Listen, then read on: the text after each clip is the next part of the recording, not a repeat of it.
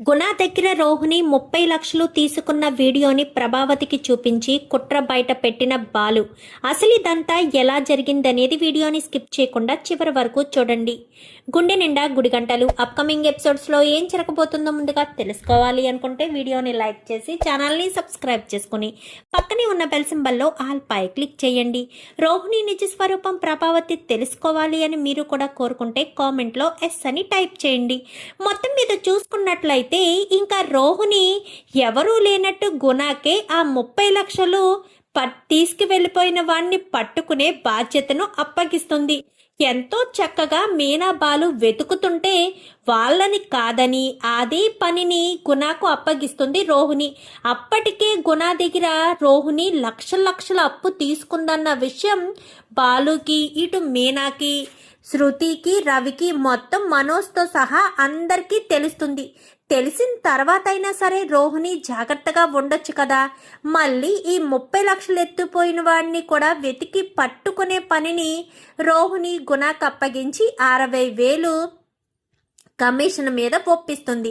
ఇంకా గుణ ఆ గుడిలో సీసీ ఫుటేజ్ ఉందని చెప్పడంతో గుడి లోపలికి వెళ్తాడు.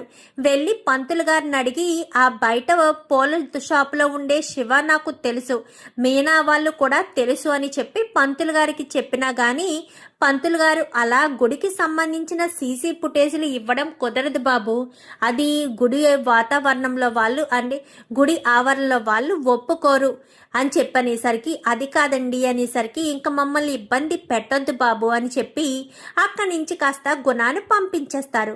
గుణ అప్పటికే గుడికి రావడం వెళ్ళడం ఇదంతా కూడా బయట ఉన్న సుమతి, పార్వతి వీళ్ళంతా చూస్తారు.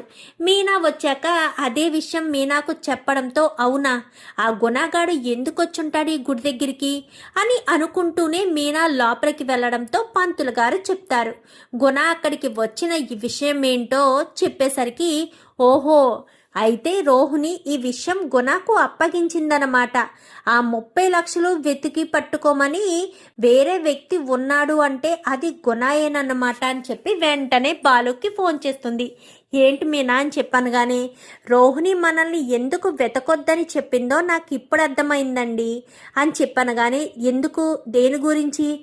రోహిణి ఆ గుణగాడితో చేతులు కలిపి ఆ 30 లక్షల రూపాయలు కూడా కొట్టేయాలని చూస్తుందని నా మనసు కనిపిస్తుంది.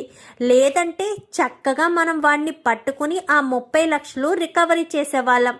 కానీ రోహిణి ఆ పనిని ఆ గుణగాడికి అప్పగించిందండి అనేసరికి, ఆ విషయం నీకెలా తెలుసు మీనా అని చెప్పాను కానీ, రోహిణి గుడిలో కలిసారు మొదటిసారి అని చెప్పారు కదా, గుడిలో సీసీ ఫుటేజ్లో వాడి ఫేసు ఖచ్చితంగా పడుంటుంది. ఆ ఫేస్ని బట్టి వాడు ఎక్కడున్నాడో ఏంటో ఈజీగా తెలుసుకోవచ్చు అని ప్లాన్ చేశారు కదా.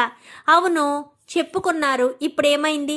ఆ గుణగాడు నా పేరు, మా తమ్ముడి పేరు, మా అమ్మ పేరు, వీళ్ళ పేర్లు ఉపయోగించి గుడిలో ఉన్న సీసీ కెమెరాని తీసుకుని ఆ సీసీ ఫుటేజ్ ద్వారా వాడిని ఎవడా అని చూద్దామని అనుకున్నాడు. కానీ పంతులు గారు అలా గుడిలో జరిగిన ఏ సీసీ ఫుటేజ్ ఇవ్వడం కుదరదు కాబట్టి ఇంకా ఇవ్వను అని ఖచ్చితంగా చెప్పేశారు అనేసరికి, అవునా అసలు ఈ పార్లలమ్మకు బుద్ధుండే చేస్తుందా ఇదంతాను? ఆ గుణగాడు ఎలాంటి వాడో అర్థమవుతుంది అసలు అనగాని, అదంతా మనకు అనవసరమండి. కానీ రోహిణి మాత్రం గుణతో కలిసి ఇదంతా చేస్తుందన్న విషయం మనం ఇప్పుడు చెప్పినా వాళ్ళకి అర్థం కాదు. వీడు ఖచ్చితంగా వాడిని పట్టుకుంటాడు, ఎందుకంటే వీడు రౌడీవాడు కాబట్టి. కానీ పార్లలమ్మ మీద ఒక కన్నేసి ఉంచాలి. ఆ 30 లక్షలు కూడా రోహిణికి ఇచ్చినా లేక గుణకు దొరికిన రోహిణికి ఖచ్చితంగా ఇస్తాడు. ఎంతో కొంత ఖచ్చితంగా కమిషన్ మీద ఇచ్చినప్పుడు ఏదో రకంగా ఆ డబ్బుల్ని పార్లలమ్మ దాచేస్తుంది. అందుకే మీరు పార్లలమ్మ మీద ఒక కన్నేసి ఉంచితే ఆ డబ్బులు అందగానే డబ్బులు ఇంట్లో ఇస్తుందో లేక తనే దాచేసుకుంటుందో అన్న విషయం తెలుస్తుంది కదా అనగానే, మంచి ఆలోచన మీనా, నేను అబ్జర్వ్ చేస్తాను అని చెప్పి ఇంకా బాలు అయితే చెప్తాడు. చెప్పి తన పని తను చూసుకుంటేనే ఇంకా అబ్జర్వేషన్ చేస్తూ ఉంటాడు. ఇంకా మీనా తన పని తాను చేసుకుంటూ ఉంటుంది. వస్తున్న చిన్న చిన్న పూల డెకరేషన్లు చేసుకుంటూ చింతామణిని ఎదిరిస్తూ ఇదంతా చేస్తూ ఉండగానే వాడు మళ్ళీ కనిపిస్తాడు. బాలుకి కనిపించేసరికి వాడిని పట్టుకునే ప్రయత్నంలో, విల్లా విజయ్ పట్టుకునే ప్రయత్నంలో ఎంతో దూరం పరిగెడతాడు. వాడు మరింత కేడీలా ఉన్నట్టున్నాడు. వాడి మరీ దారుణంగా తప్పించుకుని పారిపోతాడు. ఈసారి కూడా మిస్ అయ్యాడు. వీడిని మాత్రం మూడోసారి ఖచ్చితంగా దొరికితే వదిలిపెట్టకూడదు. వీడిని మాత్రం ఏదో రకంగా పట్టుకుని ఆ 30 లక్షలు రికవరీ చెయ్యాలి. లేదంటే మాత్రం అదంతా కూడా అందులో డబ్బులే కదా పోతాయి అని చెప్పి ఇంకా బాలు కాస్త అనుకుని మీనాకు అదే విషయం చెప్తాడు. ఏంటి మళ్ళీ మిస్ అయ్యాడా అని చెప్పాను. కానీ అవును మళ్ళీ మిస్ అయ్యాడు మీనా అనగానే మీకెక్కడ కనిపించాడు వాడు పలానా చోట కనిపించాడు మీనా, వాడిని పట్టుకుందామనుకునే లోపే మిస్ అయ్యాడు అనేసరికి ఖచ్చితంగా దొరుకుతాడండి. మళ్ళీ మీకే దొరుకుతాడు. నాకు దొరుకుతాడో ఆ గుణగాడికి దొరుకుతాడో అర్థం కావట్లేదు అని చెప్పి ఇద్దరు కూడా మాట్లాడుకుంటారు. సర్లేండి ఏదేమైనా డబ్బుల విషయం కదా, గుణాకే దొరుకుతాడో మీకే దొరుకుతాడో చూద్దామని ఇంకా మీనా బాలు వాళ్ళ పనులు వాళ్ళు చేసుకుంటారు. ఇంకా శృతి ఒక మంచి కారు కొనుక్కోవాలి అని చెప్పి అనుకుంటుంది. ఎందుకంటే వీళ్ళిద్దరూ బళ్ళు మీదే తిరుగుతున్నారు కదా. బాలు వాళ్ళకి కారు ఉంటుంది, ఇటు రోహిణి వాళ్ళకి కారు ఉంటుంది, ఎటొచ్చి వీళ్ళకి కారు లేదు కదా. కార్ లేకపోవడంతో తొందరలోనే రవి బర్త్డే వస్తుంది కాబట్టి రవి బర్త్డే గిఫ్ట్గా కార్ ఇద్దామని శృతి కాస్త ఒక కార్ షోరూమ్ దగ్గరికి వెళ్తుంది. షోరూమ్ దగ్గరికి వెళ్ళి షోరూంలో కారు నచ్చిన కారు బుక్ చేసేసరికి అది రవికి ఇష్టమైన కలరు మంచి కారు బుక్ చేస్తుంది. బుక్ చేసి రవి నీ బర్త్డేకి మంచి సర్ప్రైజ్ ఇస్తున్నాను అని చెప్పాను. కానీ ఎందుకు శృతి, దేనికి సర్ప్రైజులు, మనలో మనకు సర్ప్రైజులు అవసరమా అనగానే లేదు రవి, చిన్న చిన్న ఆనందాలు, చిన్న చిన్న గిఫ్ట్లే చాలా సంతోషాన్ని ఇస్తాయి. ఆ బర్త్డే చాలా రోజులు గుర్తుండిపోతుంది. కానీ ఈసారి నీ బర్త్డే నీకు జీవితాంతం గుర్తుండిపోతుంది అని చెప్పనేసరికి ఇంతకీ ఏం గిఫ్ట్ ఇస్తున్నావు, సర్ప్రైజు అని చెప్పిన తర్వాత అది ఏం గిఫ్టో ఏంటో ఎలా చెప్తాము, అది ఆ రోజు మాత్రమే ఖచ్చితంగా తెలుస్తుంది నీకు అని చెప్పనేసరికి ఇంకా 2-3 రోజులు గడిచిన తర్వాత రవి పుట్టినరోజు వస్తుంది. పుట్టినరోజు రావడంతో ఇంట్లో వాళ్ళంతా happy birthday Ravi, happy birthday Ravi అని అందరూ కూడా చెప్తూ ఉంటారు. చెప్తూ ఉండగానే శృతి ఏం గిఫ్ట్ ఇచ్చింది రవి, ఏదో సర్ప్రైజ్ ఇస్తుంది అని చెప్పావు, ఏంటది అనగానే ఇంకా నాకు తెలియలేదు వదిన, ఏం గిఫ్టో ఏంటో నాకు ఏమీ చెప్పలేదు అని చెప్పి రవి అనేసరికి రవి గిఫ్ట్ రెడీగా ఉంది రా బయటికి అనగానే అదేంటి గిఫ్ట్ బయట ఉండడం ఏంటి డబ్బడమ్మా అనగానే రాబాలు మీకు చూపిస్తాను అంటూ బయటకు తీసుకెళ్ళి చూపిస్తుంది. చూపించేసరికి కొత్త కారు, అది రవికి ఇష్టమైన కలర్ కారు. రవికి బ్లూ కలర్ అంటే చాలా ఇష్టం. బ్లూ కలర్ కారు బుక్ చేసి మరి కారు గిఫ్ట్ ఇదిగో నీ బర్త్డేకి నేను ఇస్తున్న గిఫ్ట్ అనేసరికి ఒక్కసారిగా రవి షాక్ అయిపోతాడు.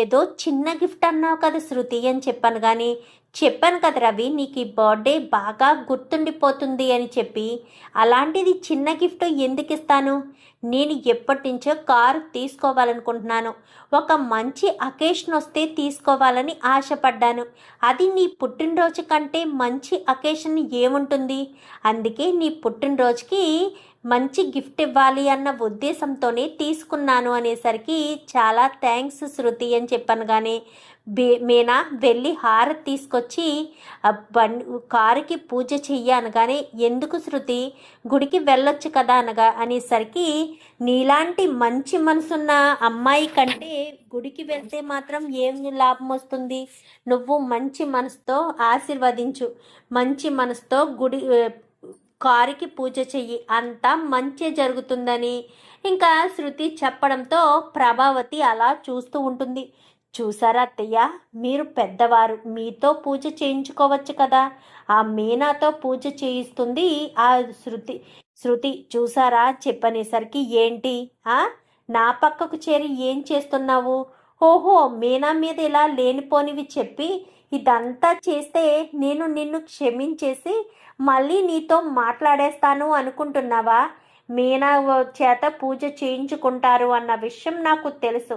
అసలే శృతికి నేనంటే ఇష్టం లేదు. నాకు శృతికి క్షణకాలం పడదు. అలాంటిది నాతో ఎందుకు పూజ చేయిస్తుంది? మీనాతోటే చేయిస్తుంది. ఆ విషయం నాకు తెలుసు అంటూ ప్రభావతి మాట్లాడుతుండగానే రెండంటీ రండి అని శృతి చేపట్టుకుని మరీ తీసుకొచ్చి మీనా పక్కన నుంచుని పూజ చెయ్యండి అని చెప్పాను. కానీ రోహిణి, ముగ్గురం కలిసి పూజ చెయ్యకూడదు కదా, వాళ్ళు చేసేసాక అప్పుడు నువ్వు వెళ్ళి పూజ చెయ్యి సరేనా అని చెప్పి ఇంకా రోహిణికి కాస్త చెప్తుంది. రోహిణి అయితే చాలా సంతోషపడిపోతుంది. అప్పటి వరకు సైలెంట్గా ఉన్న శృతి ఇంకా అప్పుడు ఎలా మాట్లాడిందేంటి అని ఆలోచిస్తూ అత్తయ్య కూడా పూర్తిగా మారిపోయారు. నాదే తప్పన్నట్టు మాట్లాడుతున్నారు. నేను ఏం చేయాలి? అత్తయ్య మనసుని ఏ రకంగా మార్చాలి అని ఆలోచిస్తూ ఉండగానే ఈలోపు గుణ ఫోన్ చేస్తాడు. గుణ ఫోన్ చేసేసరికి ఆ ఏజెంట్ ఎక్కడున్నాడో తెలిసింది.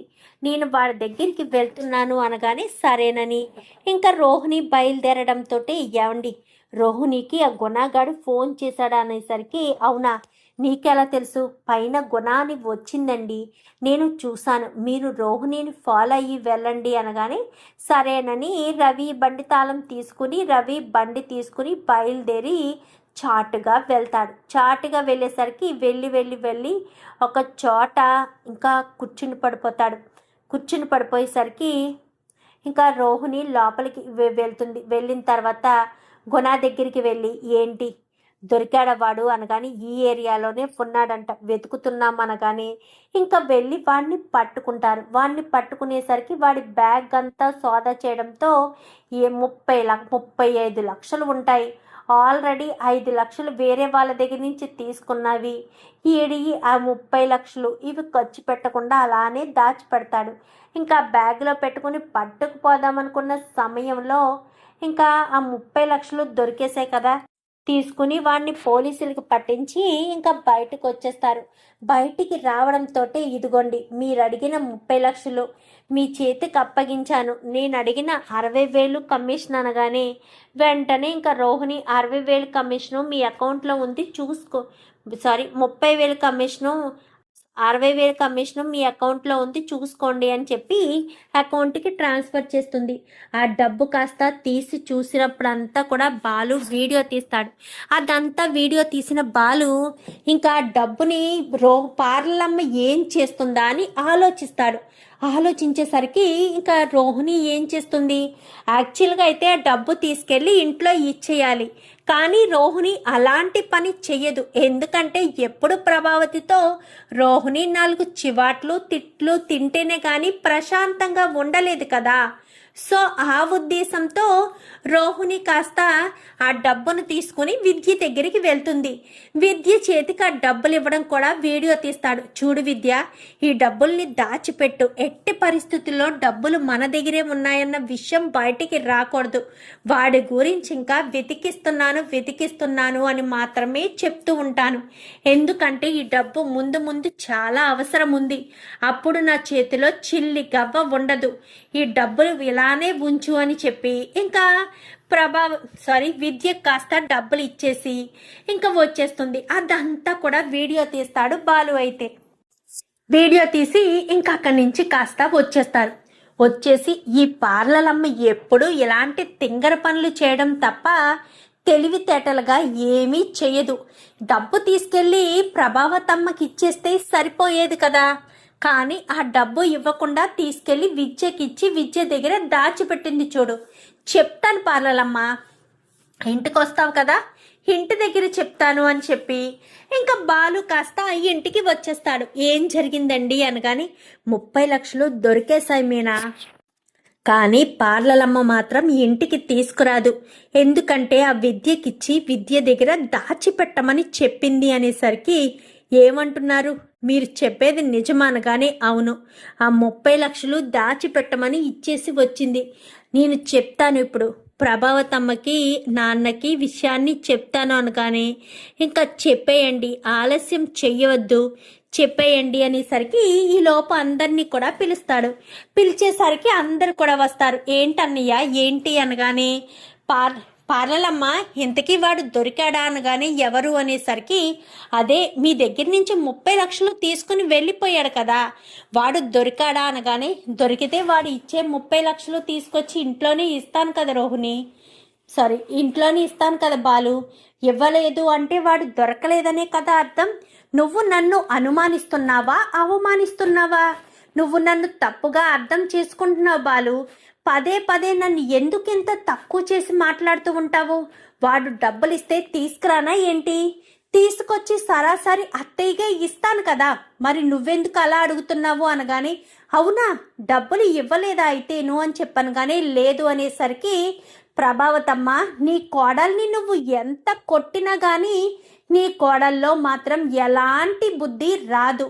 ఎందుకంటే నువ్వు అంతలా 45 లక్షల కోసం కొట్టినప్పుడు కూడా నీ కోడల్లో మార్పు వస్తుంది అని అనుకున్నాను. కానీ ఇప్పుడు 30 లక్షలు దొరికాక కూడా నీ కోడల్లో మార్పు రాలేదు. ఆ 30 లక్షలు తీసుకెళ్ళి తన ఫ్రెండ్ అయిన విద్య చేతికిచ్చి తన దగ్గరే దాచిపెట్టమని చెప్పింది అనేసరికి అబద్ధం, నువ్వు అబద్ధం చెప్తున్నావు బాలు, ఏ 30 లక్షలు ఏమీ లేవు అనగానే అవునా సరే చూడు ప్రభావతమ్మ, గుణగాడు ఈవిడి గారికి 30 లక్షలు ఇచ్చాడు, దానికి బదులుగా ఈవిడి 60,000 రూపాయలు వాడికి వెతికి పట్టుకున్నందుకు గాను కమిషన్ ఇచ్చింది. ఓకే వాడు కష్టపడ్డాడు, పట్టుకున్నాడు, 60,000 తీసుకున్నాడు, సర్లే దాని గురించి వదిలేద్దాం. కానీ ఆ మిగిలిన డబ్బులైనా సరే పార్లలమ్మ ఇంటికి తీసుకొచ్చి నీకు అప్పగించాలి కదా, నీకు అప్పగించకుండా ఆ డబ్బులు తీసుకెళ్ళి తన ఫ్రెండ్ విద్య వాళ్ళ ఇంట్లో జాగ్రత్తగా దాచిపెట్టు. ముందు ముందు ఈ డబ్బులు చాలా అవసరం అవుతాయి.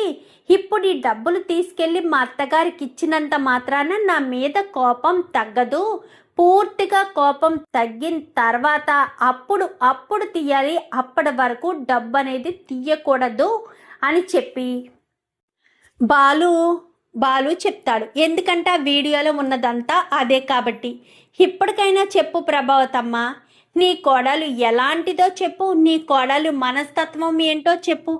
ఎంత చెప్పినా కానీ నీ కోడలు ఏ మాత్రం వినిపించుకోకుండా తను అనుకున్నది చేస్తుందే తప్ప తనకు నువ్వు ఎంత దెబ్బలు కొట్టినా ఏం చేసినా కానీ నీ కోడల్లో మాత్రం ఎలాంటి మార్పు రాదు అని చెప్పి ఇంకా బాలు కాస్త చెప్పేసేసరికి ప్రభావతికి చాలా కోపం వస్తుంది. ఏంటి రోహిణి ఏంటిదంతా? డబ్బులు వచ్చినప్పుడు ఇంట్లో ఇవ్వడానికి నీకు ప్రాబ్లం ఏంటి రోహిణి? ఎందుకు డబ్బుల్ని ప్రతిసారి దాచిపెట్టేసుకుంటున్నావు? 40 లక్షలు వచ్చినప్పుడు దాచిపెట్టేశావు, ఇప్పుడు 30 లక్షలు వచ్చినప్పుడు కూడా దాచిపెట్టేస్తున్నావేంటి రోహిణి? అసలు నువ్వు ఏ ఉద్దేశంతో డబ్బులు దాచిపెడుతున్నావో నాకు అర్థం కావట్లేదు. అసలు డబ్బు దాచిపెట్టవలసిన అవసరం నీకే ఉంది రోహిణి. నువ్వు చాలాసార్లు, నీకు ఎన్నోసార్లు చెప్పాను నువ్వు నా దగ్గర ఏ విషయం దాచిపెట్టొద్దు అని చెప్పి. అయినా సరే నువ్వు నా మాట వినిపించుకోకుండా డబ్బుల్ని దాచిపెడుతున్నావు అంటే ఏంటి అర్థం? నువ్వు ఏదో చేయడానికే డబ్బుల్ని దాచిపెడుతున్నావని అనుకోవాలా? అసలు నీకు ఆ డబ్బుతో సంబంధం ఏముంది? ఆ డబ్బు నీది కాదు, కమిషన్ డబ్బులా వాడికి ఇచ్చేసావు. పోనీ నువ్వు కష్టపడి వెతికించావు కాబట్టి నువ్వు మరొక 40,000 తీసుకో, మిగిలిన 29 లక్షలైనా సరే ఇంట్లో అప్పగించాలి కదా రోహిణి. అసలు డబ్బు తీసుకునే హక్కు అధికారం నీకెవరిచ్చారు? డబ్బులు నువ్వు ఎందుకు తీసుకుంటున్నావు రోహిణి చెప్పు రోహిణి అంటూ ఇంకా ప్రభావతి కాస్త రోహిణికి ఆ చెంప ఈ చెంప వాయగొట్టడం మొదలు పెడుతుంది. ప్లీజ్ అత్తయ్య వదిలేండి అత్తయ్య అనగానే నీకు అసలు ఎన్నిసార్లు కొట్టినా సిగ్గనేదే ఉండదా, బుద్ధి అనేదే రాదా? మొన్ననే కదే చిత్త కొట్టాను 45 లక్షల విషయంలో అలా చేసావని. ఇప్పుడు ఏకంగా నీ మొగుడికి కూడా చెప్పకుండా నువ్వు ఒక్కదానివే 30 లక్షలు కొట్టేద్దామనుకున్నావా? ఆ డబ్బులతో ముందు నీకు ఇంకా పనులున్నాయా? ఏం పనులున్నాయో ముందు నీకు?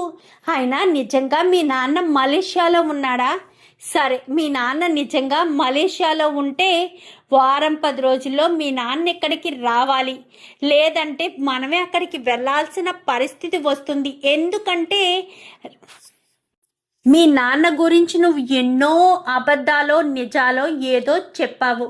ఇప్పుడు ఈ విషయం కూడా నిన్ను తేల్చుకోవాల్సిందే. లేదంటే మాత్రం నా కొడుకు అన్యాయం అయిపోతాడు. ఖచ్చితంగా ఖచ్చితంగా నిజం తేల్చుకుంటాను.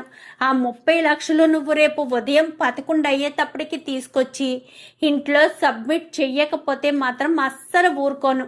నువ్వు వెళ్ళి ఆ 30 లక్షలు తీసుకుని రావాల్సిందే అంటూ ప్రభావతి చెప్పేసరికి 30 లక్షలతో పాటు మీ నాన్న కూడా వచ్చి తీరాలి. మీ నాన్న వస్తేనే నీకు ఇంట్లోకి రానిస్తాను, లేదంటే నిన్ను ఇంట్లోకి రానివ్వనంటూ ప్రభావతి మెడపట్టి బయటకు గెంటేస్తుంది. అప్పటి వరకు రోహిణిని సపోర్ట్ చేసిన మనోజు ఇంకా రోహిణిని సపోర్ట్ చేయడం మానేస్తాడు. ఏంటి రోహిణి, నన్ను సపోర్ట్ చేయవాను కానీ నిన్న ఎందుకు సపోర్ట్ చేయాలి మనోజ్?